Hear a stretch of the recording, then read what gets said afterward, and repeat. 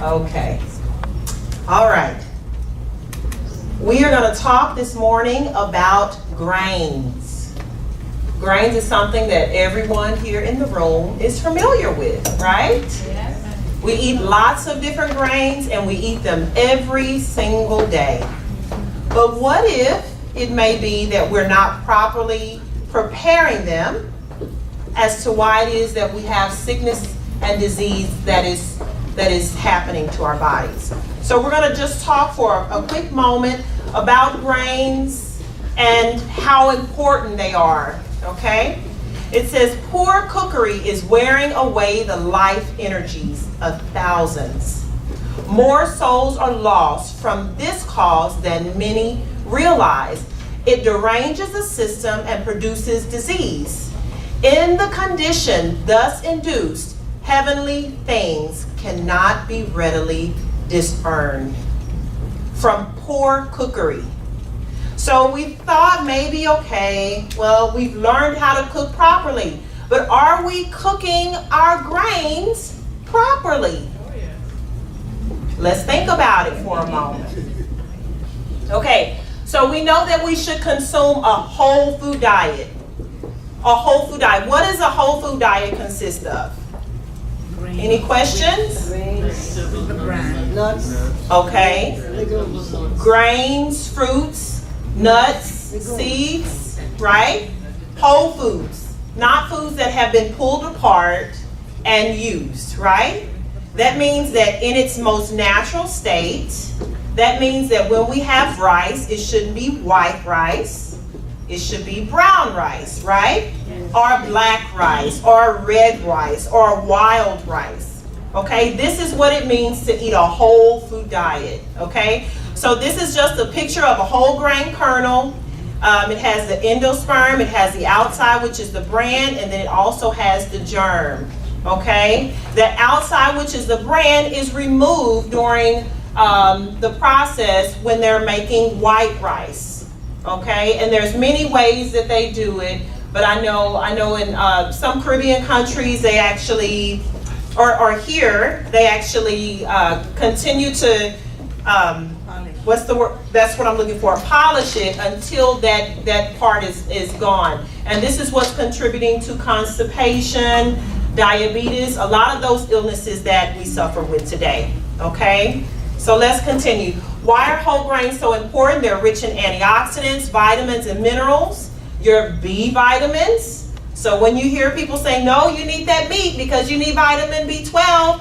No, if you're eating a proper healthy diet, you're going to get those vitamin Bs, okay? Also vitamin E, magnesium, and iron. They're high in fiber, high in essential omega-3s and 6 fatty acids. So they also reduce the risk of heart disease, strokes, cancer, diabetes, and obesity. And I'm going through this sort of quick because I want to get to something that's really important. Okay, so we know what grains are. Okay, so there's something called phytic acid. Oh, yeah. Okay. Now, phytic acid is naturally occurring in all your grains, and all of your beans, and even your nuts. Okay? When we consume grains that have not been properly cooked, what happens is this phytic acid that we're talking about now is increased, which is not good. So it says phytic acid is a principal storage form of phosphorus in many plant tissues, especially in the bran or whole of grains, beans, nuts, and other seeds. It contains the mineral phosphorus tightly bound in snowflake-like molecules. In humans and animals with one stomach, the phosphorus is not readily bioavailable. So when you see cows grazing out in the fields, they can break down those raw grains simply because they have multiple stomachs. However, we don't. So there's a process whereby we need to cook those grains so that they are palatable, and not just palatable, that we have the minerals and the nutrients accessible to us, okay? So phytic acid combines with calcium, magnesium, copper, iron, and zinc in the intestinal tract to block their absorption into the body. In this form, the compound is referred to as phytate. Okay, so phytic acid, we have phytate, which is another form, and then we're going to also talk about phytase. Phytase, okay? So phytic acid also hinders enzymes, which is the phytase that we need to digest our food, okay? Including pepsin, which is needed for the breakdown of protein in the stomach, amylase, which is required for the breakdown of starch into sugar, and trypsin, which is needed for protein digestion in the small intestines. So all of these things are hindered by large amounts of phytic acid in our food. Okay? Do we understand this? So I know you're wondering, so why is this important? What does this have to do with my everyday, day-to-day, what I eat? Okay? So if phytates in foods are not properly controlled, as in nuts, seeds, tubers, fruits, and vegetables, are destroyed, as in grains and legumes, so they must be destroyed in the grains and the legumes, they inhibit the absorption of protein, starches, and minerals such as zinc, calcium, iron, copper, and magnesium. And malabsorption of these nutrients results in deficiencies. Do we understand that? Okay, so these are all, I'm not going to cover these. If you all want more information, I will give it to you afterwards because I know that I don't have much time right now. This is the health nugget, so I'm just going over here. Hold on a second. Okay, so all of these things take place when we are not taking out the phytic acid. So how do we minimize phytic acid? Let me give you an overview of what I just spoke about, okay? When you go to the store and you buy grains, for them to store for long periods of time, they have high amounts of phytic acid. Do we understand that? Yes. Okay. For you to break them down, you have to cook them, correct? Yes. But the only way you can break them down properly is cooking them on low heat for an extended period of time. So what we do today is we're such in a hurry, we go home, we get that brown rice, we put it in the cooker, and we say, okay, 20, 30 minutes is done. That is not the proper way to cook grains, okay? Ellen G. White actually says several hours. Wow. Several hours. Council on Diets and Foods, page 314, she says several hours. She even makes a statement, she's talking to a lady and she's saying, if it is that you want to consume those grains, don't do it that morning, soak them at night. Soak them at night, okay? And the reason why this is necessary is because we just talked about how you can become, you can be low in your different minerals, your iron, your zinc, your magnesium, simply because there's lots of phytic acid in your food, in your grains. And your grains is something that majority of us consume at every meal, correct? So it's something that we really should pay attention to, okay? So here it goes, Ministry of Healing also. It's a Ministry of Healing. It says grains used for porridge or mush should have several hours of cooking.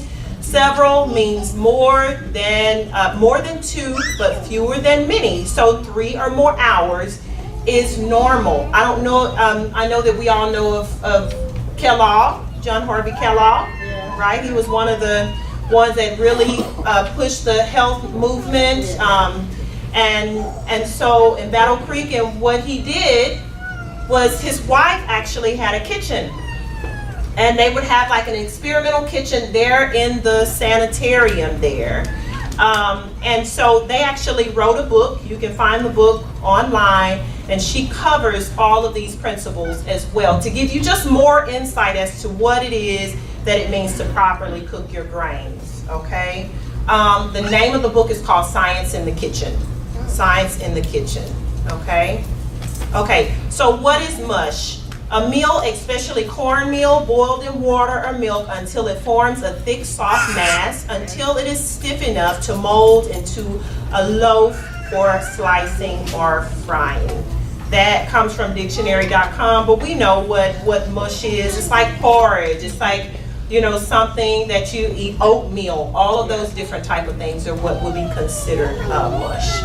Okay, so I talk about that, the science in the kitchen. This is a quote from there. All grains, with the exception of rice and various grain meals, require prolonged cooking with gentle and continuous heat in order to disintegrate their tissues and change their starch into dextrin as to render them easy of digestion. Okay?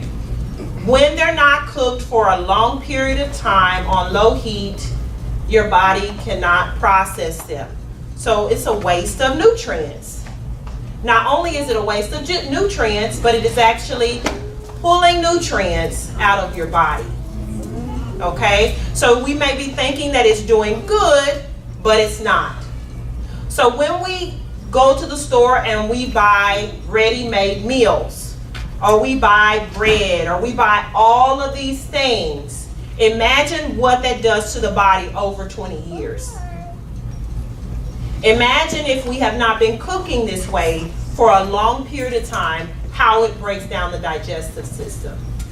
Why it is that, in America, even though we have the best technology, but we're one of the most malnourished nations in the world. Simply because the foods that we're eating is not only is it contributing to our sickness, it's doing more harm. Okay? So we just have to keep these things in thought. Let us keep going here. Okay. Science in the kitchen, it says, since hasty preparation will not suffice for grains, they cannot be conveniently cooked in the morning in time for breakfast. The difficulty may be obviated by cooking the day previous and reheating. Okay? Okay, so let's look at some phytic acid level examples. Okay, you have Brazil nuts. They have 17, 19. Cocoa powder, of course, we don't do cocoa powder. Brown rice, 1250. Oat flakes, 1174. Almonds, 1138 to 1400.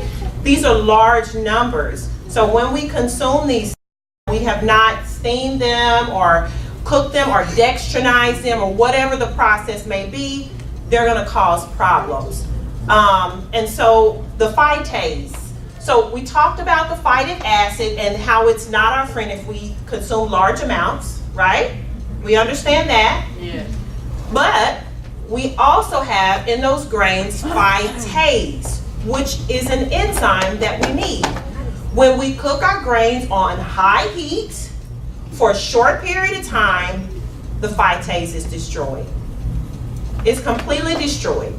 So what we need, the enzyme to help break down the phytic acid, which is phytase, that enzyme is destroyed, and so we cannot properly break down the phytic acid, the levels that are there. Does that make sense? Yes. Okay. So phytase is an enzyme that coexists in plant foods that contain phytic acid. Phytase is the enzyme that neutralizes the phytic acid and releases the phosphorus. Okay? So not all grains contain enough phytase to eliminate all the phytic acid they contain. And so this is why it's so important to make sure that we're cooking our grains properly. Okay? So I'm going to stop there, but I just want to let you know, just this last part here, how do you maximize a phytase? Phytase is destroyed by steam heat at about 176 degrees Fahrenheit in 10 minutes or less. In a wet solution, phytase is destroyed at 131 to 149 degrees Fahrenheit. Okay, so the different methods, right? Because this is a practical principle. What do I do now? How do I cook them? There's many different methods. One of them is putting it in a crock pot and putting it on warm the night before, and then you can consume them the next day. Okay? That's one way you can do it. Another way that you can do it is once it is that you get your grains, you can put them in the oven on low heat for 3 hours, Okay, so say for instance you came home with a 5-pound bag of whatever your grain is. You can actually put them on a flat pan in the oven on the lowest heat you have, okay? 212, 220, no higher than that. And you put it in the oven for 3 hours, and then you store it away, and then when you're ready to use it, you can cook it, and it'll take no more than about 30 minutes for you to cook. Okay, that's another way to destroy the phytic acid and increase the amount of phytase. Do we understand that? Okay, the next way is sprouting. Okay, sprouting, which means that we've heated some water, and once we heat the water, we can add the grains in and cover it and let it soak all night long. Okay, so those are 3 methods that we can use to make sure that we are getting those minerals, getting those the different things, the vitamins that we need from our grains, because in today's time we are hearing more about gluten sensitivities, more about celiac disease, and a lot of these things are happening because we have foreign proteins that are invading our system and our body is attacking itself. Yes? We know that enzymes are destroyed at 107 degrees Fahrenheit. And enzymes are critically important for metabolism and so many functions in the body. Number 2, many professionals say that it's raw nuts are the best form of nuts to consume. Heated nuts and roasted are unadvisable. There are even said to be some toxins involved with heated nuts and roasted nuts. So what you're saying there seems to contrast and even conflict with that kind of, I'm sure you don't have much time, and I wondered if there's something brief, or maybe this afternoon it will be approached. We can discuss it more, and it agrees, but at the same time we'll discuss it more in detail so that we can understand, how to. But the lowest, like I said, the lowest heat that you can get to for several hours is best. And it is, like he said, it is best to soak even your nuts and consume those soaked so that they are live when you consume them. Okay. Any other questions, concerns? Okay. Thank you so much. Yes.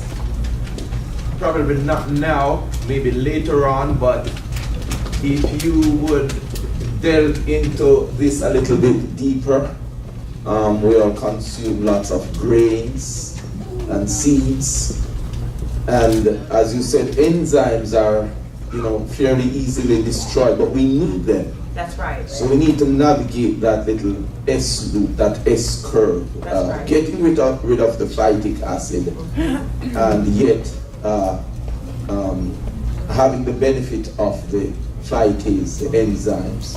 So if you would, do a little more on that, probably this evening, I'd be very grateful. Because I don't think I got it yet. Okay, no problem, we can do that. Okay, yes. When you say in the oven for 3 hours, are we just dry? That's exactly what you're doing. Thank you. Oh, Yes. is it the liquid? No, this is just So the it's grain. right, you're going to end up with Krispies. No, you're not, because it's on very low heat. It's on very low heat. There is no water involved. It's in a pan, a flat pan, and it's very low heat. And actually, once you start to do it, your grains will actually taste better. So it tastes much more rich. Yeah. Okay? Thank you. You're so welcome. Any other questions? Okay. And someone here. Good morning. Good morning. I thought the information was presented just very well in terms of phytates. Phytates aren't the only thing that we have to worry about. There are things that as far as that could be problematic to the system, such as the phytic acid, the oxalates, the tannins, the enzyme inhibitors. You're going to find these things, they're going to be present in a lot of seeds, grains, and nuts.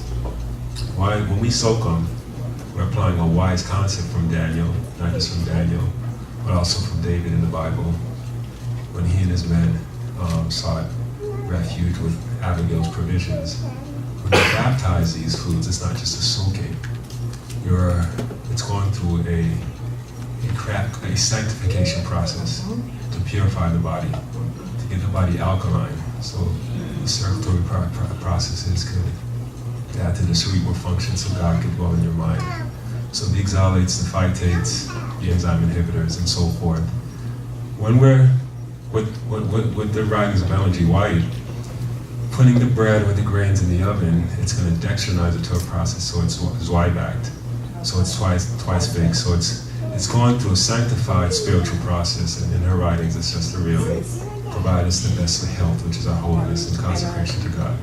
So I just wanted to add, thank you for presenting the information, and maybe just not just take it for what it is, but pursue it more in the intellect of Christ's mind, pursue to really empower ourselves and the people around us. God bless. Thank you so much. Amen. Praise the Lord.